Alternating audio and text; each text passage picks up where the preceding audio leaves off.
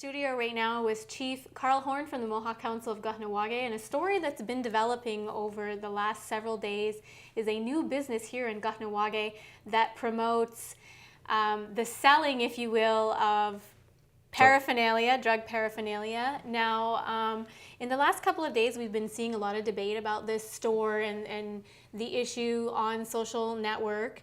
And recently now the Mohawk Council of Kahnawake put out a statement today, here Wednesday, December 11th, and talking about the fact that they are disappointed that a store like this would pop up in the community. Could you perhaps first of all, clarify? To clarify, I don't know what type of debate there should be. Something like this is not going to be tolerated.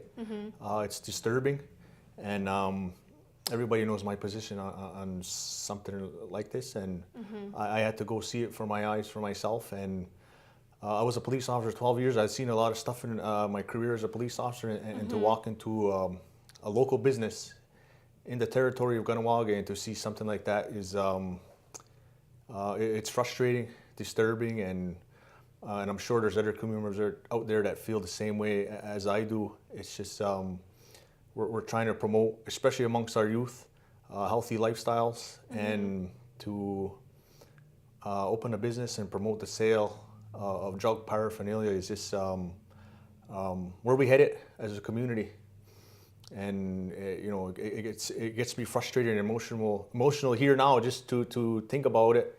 And I'm hoping for sure the council's not going to stand for it. And I'm hoping community members out there feel the same way as I do. And well, there has been a lot of debate, and I know that you are very strong in your position in terms of having zero tolerance in the community, and that relates to this type of issue also.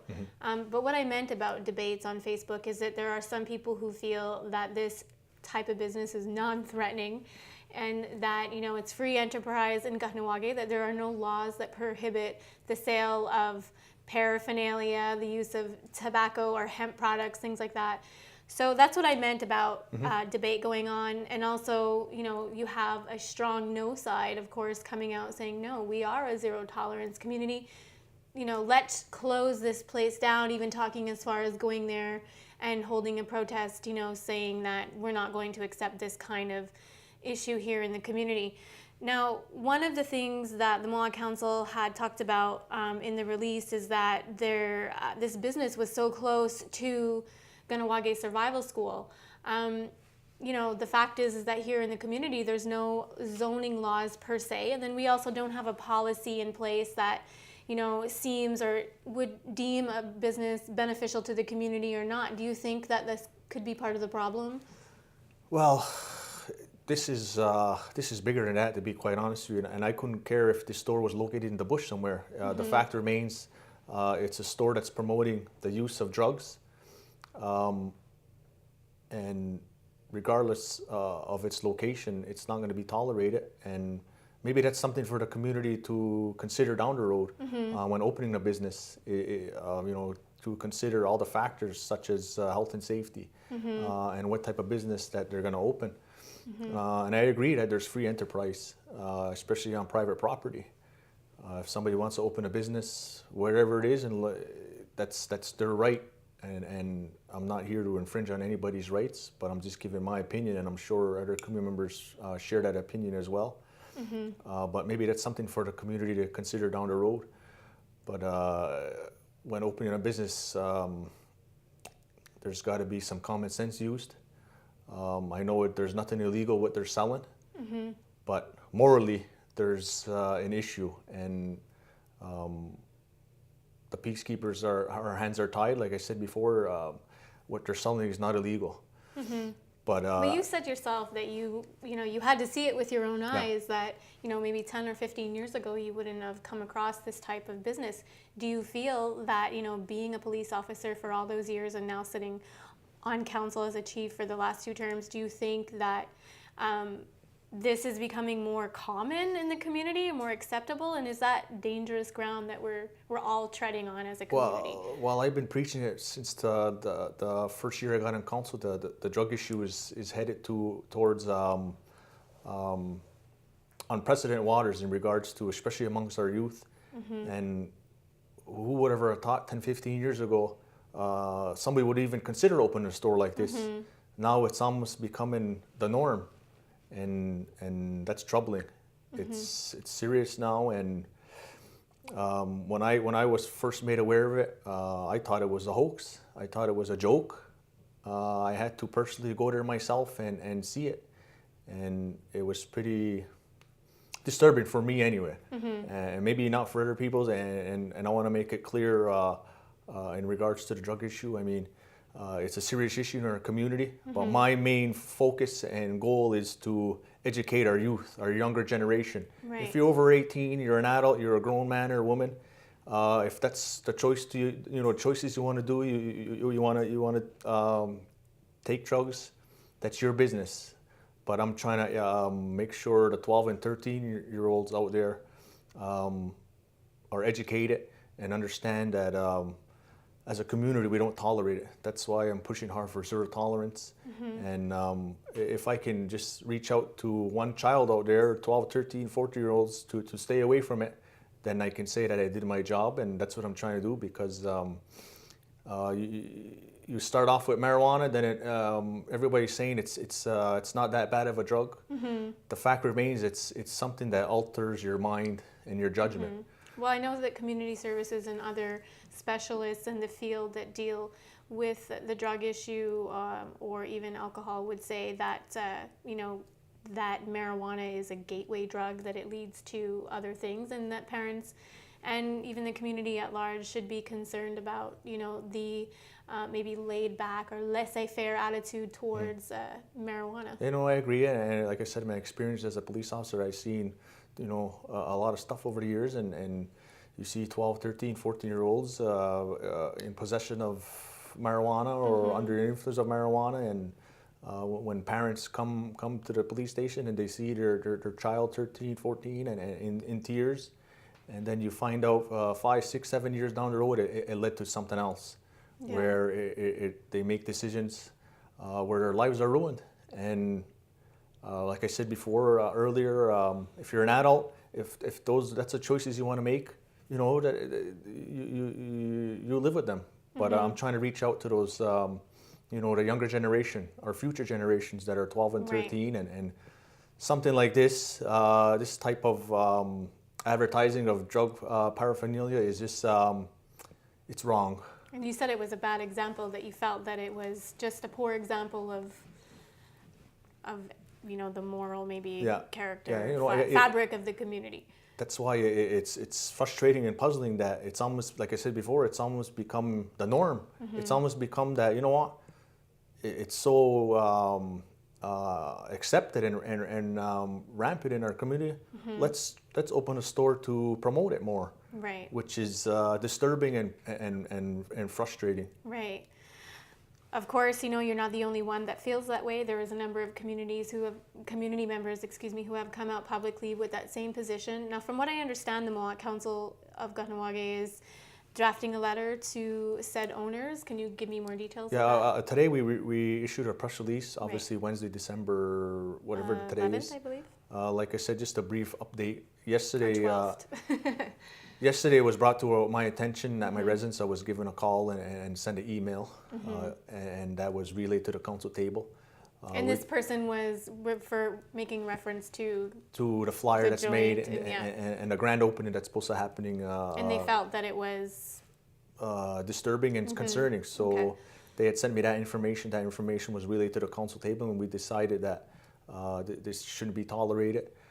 Did everybody feel that way on the council? Yeah, pretty much. Yeah, I mean, I didn't speak to everybody personally, but as a table, though, it was discussed. Nobody disputed the fact that it's disturbing and concerning to our community. Right.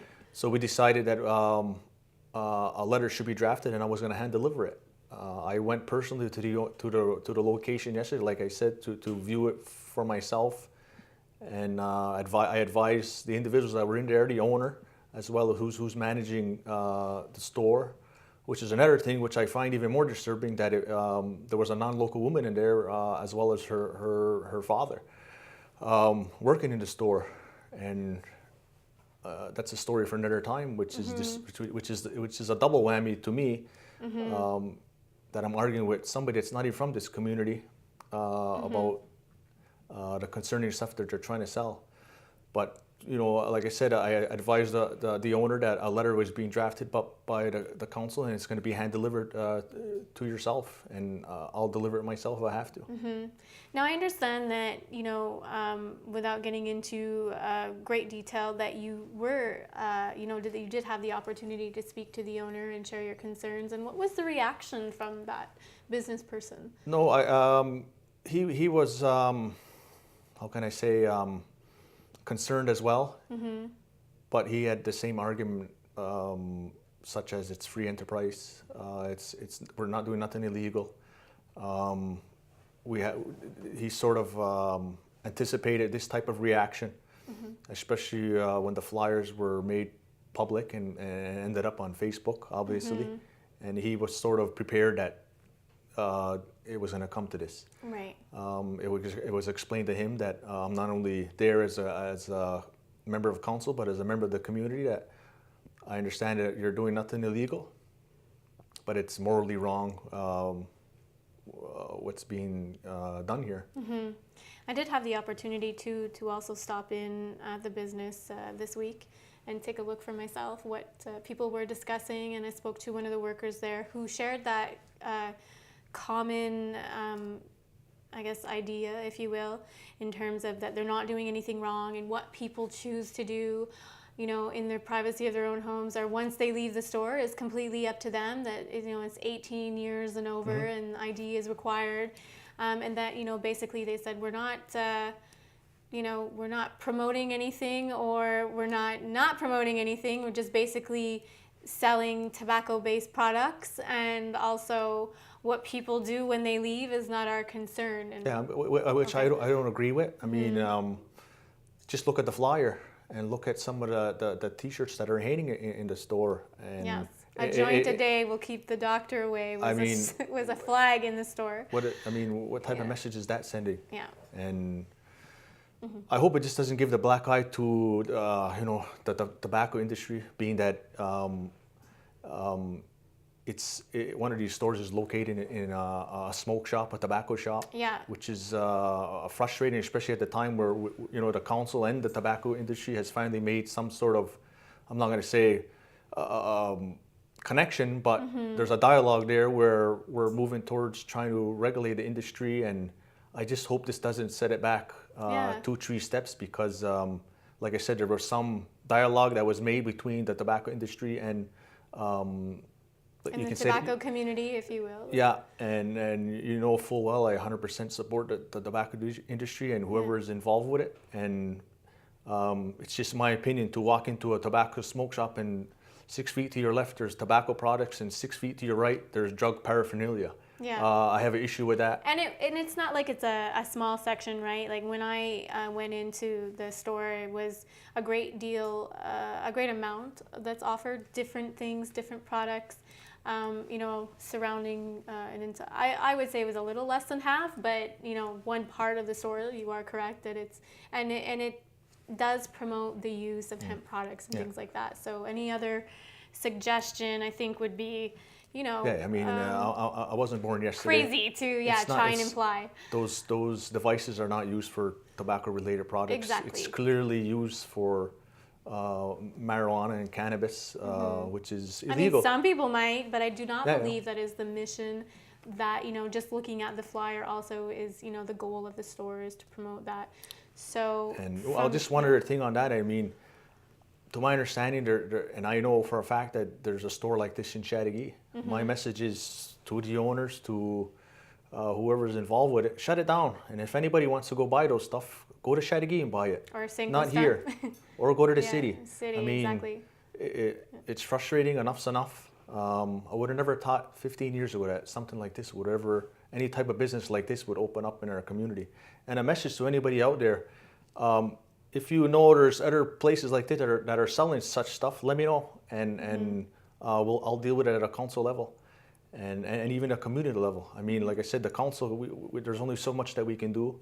The peacekeepers, there's only so much that we can do in regards to this specific business location, to me, it's time for the communities to step up.